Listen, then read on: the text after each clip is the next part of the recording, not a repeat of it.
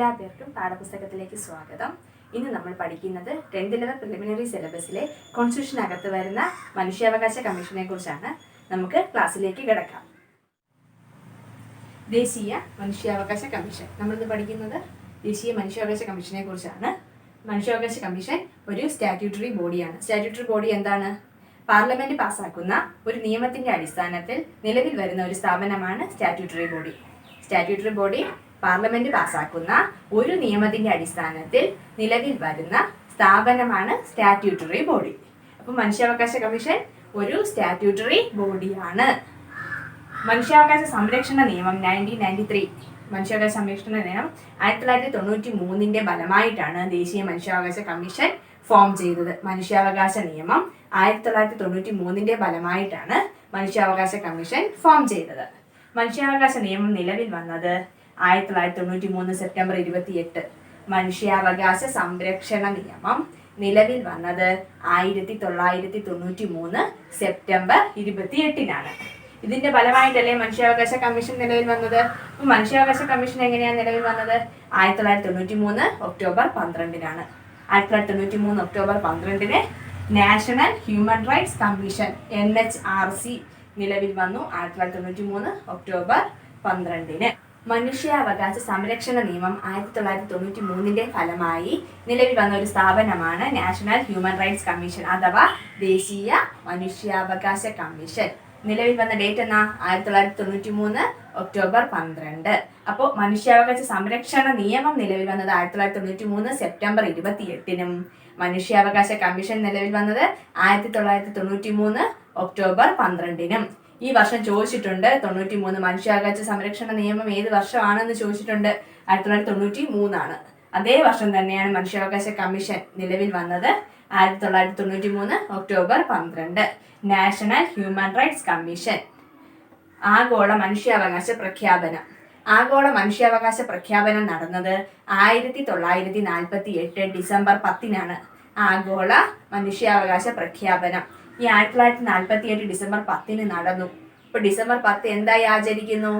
മനുഷ്യാവകാശ ദിനമായി ആചരിക്കുന്നു. മനുഷ്യാവകാശ ദിനം ഡിസംബർ 10. അത് ആചരിക്കാൻ കാരണമായ സംഭവമാണ് ആഗോള മനുഷ്യാവകാശ പ്രഖ്യാപനം. 1948 ഡിസംബർ 10-നാണ് നടന്നത്. അതുകൊണ്ട് ഡിസംബർ 10 മനുഷ്യാവകാശ ദിനമായി ആചരിക്കുന്നു. അത് ആഗോള മനുഷ്യാവകാശ പ്രഖ്യാപനം നടത്തിയത് UN ജനറൽ അസംബ്ലിയാണ്. എവിടെ വെച്ചാണ്? പാരീസിൽ വെച്ചാണ്. പാരീസ് എന്തിന്റെ തലസ്ഥാനമാണ്? ചോദിച്ചിട്ടുള്ള ക്വസ്റ്റ്യൻ ആണ്. പാരീസ് എന്തിന്റെ തലസ്ഥാനം? ഫ്രാൻസിന്റെ തലസ്ഥാനമാണ് പാരീസ്. കേട്ടോ. ആഗോള മനുഷ്യാവകാശ പ്രഖ്യാപനം 1948 ഡിസംബർ 10-നാണ്. ഡിസംബർ 10 മനുഷ്യാവകാശ ദിനമാണ്. ഇത് ആഗോള മനുഷ്യാവകാശ പ്രഖ്യാപനം നടത്തിയത് UN ജനറൽ അസംബ്ലിയാണ്. എവിടെ വെച്ചാണ്? പാരീസിൽ വെച്ചാണ്. അപ്പോൾ നമുക്ക് ഒന്നുകൂടെ നോക്കാം. ദേശീയ മനുഷ്യാവകാശ കമ്മീഷൻ. ദേശീയ മനുഷ്യാവകാശ കമ്മീഷൻ ഒരു സ്റ്റാറ്റ്യൂട്ടറി ബോഡിയാണ്. ദേശീയ മനുഷ്യാവകാശ കമ്മീഷൻ ഫോം ചെയ്യാൻ കാരണമായ നിയമം ഏതാ? ദേശീയ മനുഷ്യാവകാശ സംരക്ഷണ നിയമം 1993. ദേശീയ മനുഷ്യാവകാശ സംരക്ഷണ നിയമം 1993 ഫലമായിട്ടാണ് ദേശീയ മനുഷ്യാവകാശ കമ്മീഷൻ നിലവിൽ വന്നത്. മനുഷ്യാവകാശ സംരക്ഷണ നിയമം നിലവിൽ വന്നത് 1993 സെപ്റ്റംബർ 28-ന്. ഇപ്പോൾ മനുഷ്യാവകാശ കമ്മീഷൻ നിലവിൽ വന്നതെന്നാ? 1993 ഒക്ടോബർ 12. പ്രീവിയസ് ആണ്, ഓർത്തു വെക്കുക. ഇതും പ്രീവിയസ് ആണ് കേട്ടോ. വർഷം ചോദിച്ചിട്ടുണ്ട്. മനുഷ്യാവകാശ സംരക്ഷണ നിയമം പാസ്സാക്കി എന്നാണ്? 1993-നാണ്. ആഗോള മനുഷ്യാവകാശ പ്രഖ്യാപനം നടന്നത് 1948 ഡിസംബർ 10. ഇതും പ്രീവിയസ് ആണ്. 1948 ഡിസംബർ 10. അപ്പോൾ മനുഷ്യാവകാശ ദിനം ഡിസംബർ 10 ആചരിക്കുന്നു. ഇതിന്റെ ഫലമായിട്ടാണ് മനുഷ്യാവകാശ ദിനം ഡിസംബർ 10 ആചരിക്കാൻ കാരണം. ആഗോള മനുഷ്യാവകാശ പ്രഖ്യാപനം നടത്തിയത് ആരാ? UN general assembly. UN general അസംബ്ലിയാണ് ആഗോള മനുഷ്യാവകാശ പ്രഖ്യാപനം നടത്തിയത്.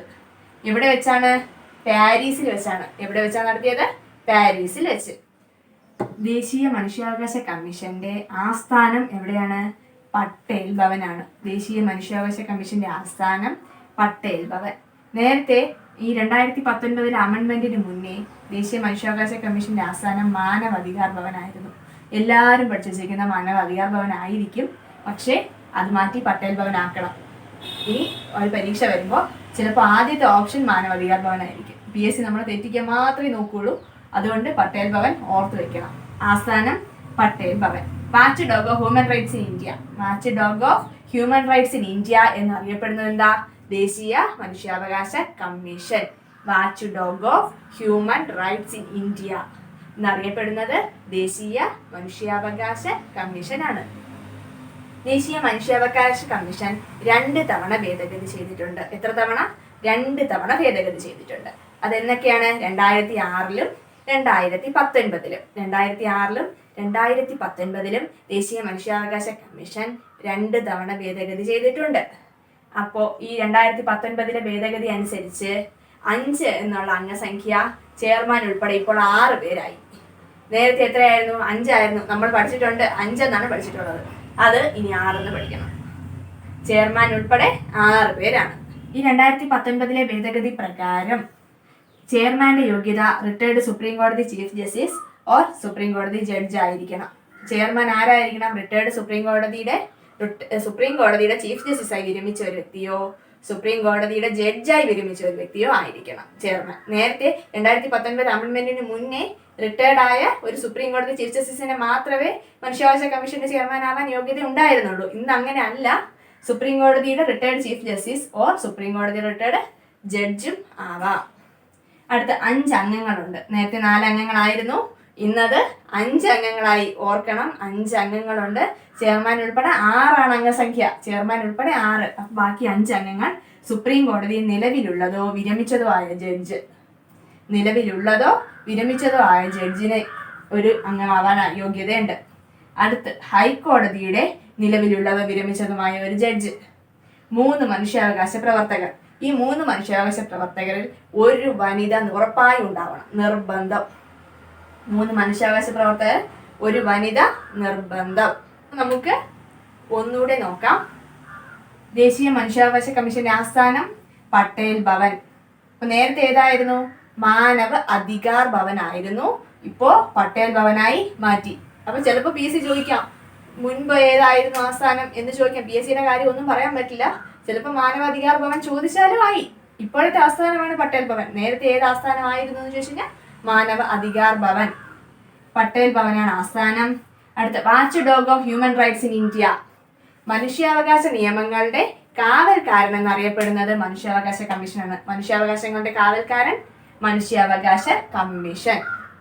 Watch dog of human rights in India. Previous ആണ്, ചോദിച്ചിട്ടുണ്ട്. അടുത്ത് മനുഷ്യാവകാശ കമ്മീഷൻ എത്ര തവണ അമെൻഡ് ചെയ്തിട്ടുണ്ട്? 2 തവണ ഭേദഗതി ചെയ്തിട്ടുണ്ട്. മനുഷ്യാവകാശ കമ്മീഷൻ 2 തവണ ഭേദഗതി ചെയ്തിട്ടുണ്ട്. 2006-ലും 2019-ലും. 2006-ലും 2019-ലും 2 തവണ മനുഷ്യാവകാശ കമ്മീഷൻ ഭേദഗതി ചെയ്തിട്ടുണ്ട്. 2019-ലെ ഭേദഗതി അനുസരിച്ച് അംഗസംഖ്യ എത്രയാണ്? 6 ആണ്. ചെയർമാൻ ഉൾപ്പെടെ 6 പേർ. 2019-ലെ ഭേദഗതി അനുസരിച്ച് അംഗസംഖ്യ ചെയർമാൻ ഉൾപ്പെടെ 6 പേരാണ്. ചെയർമാന്റെ ക്വാളിഫിക്കേഷൻ, ചെയർമാന്റെ യോഗ്യത റിട്ടയർഡ് സുപ്രീം കോടതിയുടെ വിരമിച്ച ഒരു ചീഫ് ജസ്റ്റിസോ സുപ്രീം കോടതിയിൽ നിന്ന് വിരമിച്ച ഒരു ജഡ്ജിയോ ആവാം. സുപ്രീം കോടതിയിൽ നിന്ന് വിരമിച്ച ഒരു ചീഫ് ജസ്റ്റിസോ സുപ്രീം കോടതിയിൽ നിന്ന് വിരമിച്ച ഒരു ജഡ്ജിയോ ആവാം. ആരാ? ചെയർമാൻ. അടുത്ത 5 അംഗങ്ങളുണ്ട്. സുപ്രീം കോടതി നിലവിലുള്ളതോ വിരമിച്ചതോ ആയ ജഡ്ജ്, ഹൈക്കോടതി നിലവിലുള്ളതോ വിരമിച്ചതോ ആയ ജഡ്ജ്, 3 മനുഷ്യാവകാശ പ്രവർത്തകർ. ഈ 3 മനുഷ്യാവകാശ പ്രവർത്തകരിൽ ഒരു വനിത നിർബന്ധമാണ്. 3 മനുഷ്യാവകാശ പ്രവർത്തകരിൽ ഒരു വനിത നിർബന്ധം. ദേശീയ മനുഷ്യാവകാശ കമ്മീഷന്റെ എക്സ് ഒഫീഷ്യോ അംഗങ്ങൾ 7 പേരാണ്. എന്താണ് എക്സ് ഒഫീഷ്യോ അംഗങ്ങൾ എന്നറിയാവോ?